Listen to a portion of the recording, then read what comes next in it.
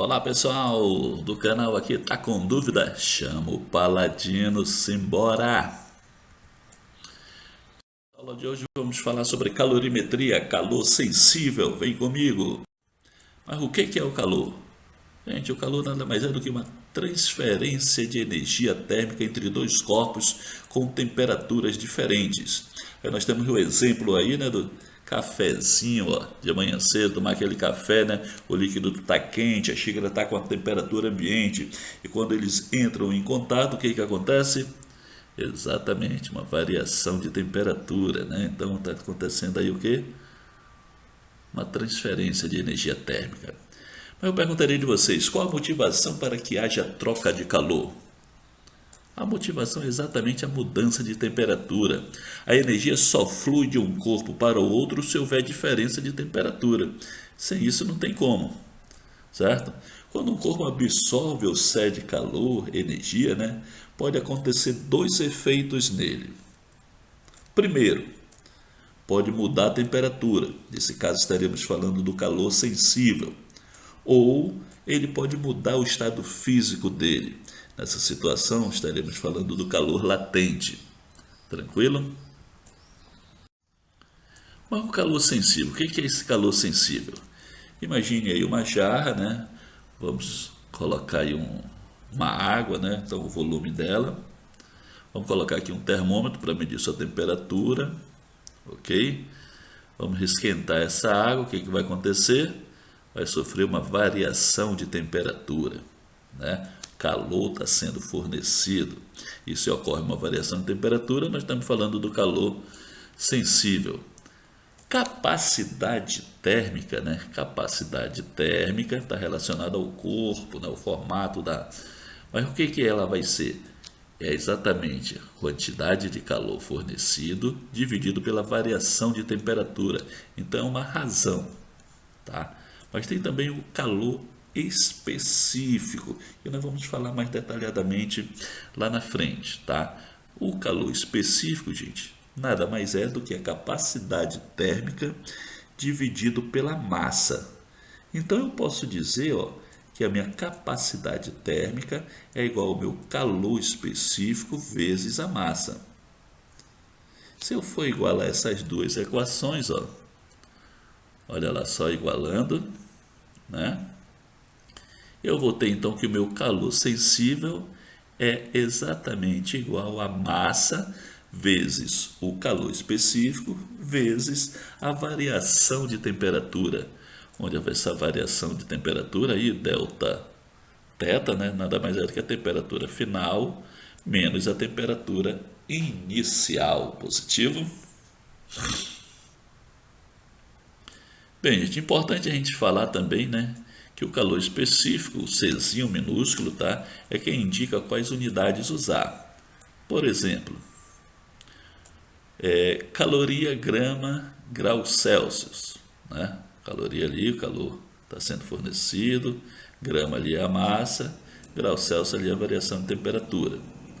Ou eu posso dizer ainda que joule por quilograma Kelvin. Isso aí no sistema internacional. Então tem o joule, quilograma e o Kelvin. Tranquilo aí? Essas unidades aí de medida aí para calor. Agora bora procurar entender melhor qual é a diferença entre capacidade térmica e o calor específico. Então imagine você o seguinte, aqui eu tenho uma jarra grande, tem uma outra jarra pequena, observem os formatos, né? Vou colocar o mesmo líquido aqui nas jarras, tanto na grande quanto na pequena. Aí eu perguntaria de vocês, o calor específico da água na jarra pequena e na jarra grande são iguais ou diferentes? Calor específico é o mesmo líquido? Então são iguais, né? Pegar uma grama de água na jarra pequena ou da grande é a mesma uma grama. Ou seja, os dois precisariam de uma caloria para elevarem a 1 grau Celsius. Correto? Agora, a capacidade térmica da água na jarra pequena e na jarra grande são iguais ou diferentes? Capacidade térmica. diferentes, né? Afinal, a capacidade térmica diz respeito ao corpo, a energia necessária para o corpo variar 1 grau Celsius. Uma jarra pequena com água precisaria de menos energia do que uma jarra grande com água. Deu para entender agora a diferença? Simbora então. Capacidade térmica, olha lá só, mais essa animação para a gente fixar bem essa ideia, né? Temos 2 jarras aí, mesmo tamanho as jarras, só que com massas diferentes, né? Volumes diferentes aí. Então nós vamos colocar aqui 2 termômetros, certo? Marcar aqui seria a temperatura inicial, né? Vai de quanto eles vão variar. Vamos ver qual que vai variar primeiro, tá? O que tem menos água, o que tem mais água. Vamos esquentar isso daí? Olha lá só a variação. O que tem menos varia mais rápido, né? Ok? Então Q1 eu posso dizer que ele é o quê? Menor do que Q2. Tranquilo? Capacidade térmica, menor no sentido da capacidade térmica, tá? Que é exatamente a tendência que o corpo apresenta de manter a sua temperatura. Então, capacidade térmica, mais uma vez, é a razão entre o calor pela variação de temperatura. Ok? Então, a capacidade térmica do 1 menor que a capacidade térmica da outra jarra. Positivo. Mais uma vez aí, caloria por grau Celsius, né? Esse daí é o modo usual. No sistema internacional, nós temos aí Joule por Kelvin. Tudo bem? A relação entre essas daí é que uma caloria em grau Celsius, ela corresponde a 4,2 joules por Kelvin. Ok? O corpo que estiver maior capacidade térmica demora mais para esquentar e também, obviamente, que vai demorar mais para esfriar. É importante ter essa compreensão. Então vamos lá para o calor específico. Olha lá só o calor específico, mesma substância, massas, capacidade térmicas diferentes, né, ali em cima, massas também diferentes, para uma substância de um determinado estado da matéria, nós dizemos que C1 por M1 é igual a C2 por M2. Nós estamos falando isso do calor específico. Essa propriedade é característica da substância denominada de calor específico, que a gente utiliza o C minúsculo para representá-lo. Ok? Então, o calor específico nada mais é do que a capacidade térmica dividido pela massa. Então, isso aí nós temos uma razão. E mais uma vez, né, vai ser caloria por grau Celsius por grama, isso no modo usual, tá? Ou no sistema internacional de medida, nós temos Joule Kelvin por quilograma. Tudo bem? A relação entre essas duas é que uma caloria grama grau Celsius corresponde a 4.200 joules por quilograma Kelvin, fazendo uma relação entre as duas.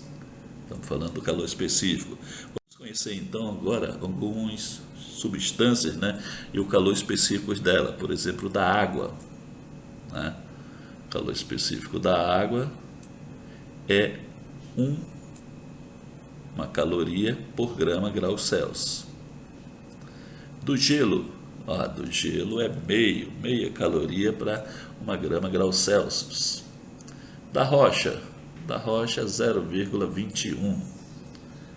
Ok aí? Então, só que as substâncias elas têm calor específicos diferentes, tá? Vamos exemplificar aqui agora o nosso continente, tá? Então, nós temos aqui o hemisfério norte, o hemisfério sul, né? Ok aí? Qual é a relação que nós fazemos daí, ó? Exatamente, né? A capacidade térmica do hemisfério sul é maior que a capacidade térmica do hemisfério norte, ou seja, menor amplitude térmica e o outro maior amplitude térmica, tudo bem? Vamos fazer a demonstração agora de um diagrama de mudança de fase. Então aqui no eixo das ordenadas nós temos a temperatura, né? E aqui no eixo das abscissas, aqui, o eixo horizontal, nós vamos ter o calor. Vamos marcar aqui.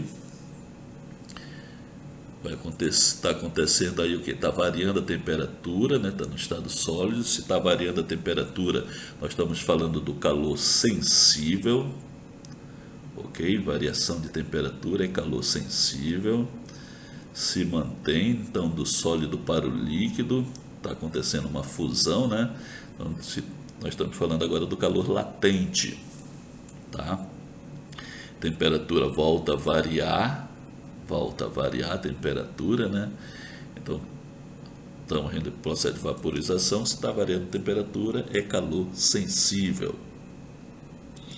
É mantido, né? Está indo aí do líquido para o vapor. Então, se está mudando de estado, né? Está passando aí para a vaporização, nós estamos falando então do calor latente, ok?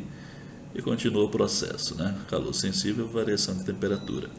Voltando, isso daí, observe aí na animação, né? Do vapor para o líquido, então nós estamos falando da condensação, tá? Falando da condensação. E agora do líquido para o sólido, nós estamos falando exatamente da solidificação. Tudo bem aí? Ok, pessoal. Tá com dúvida? Chama o Paladino.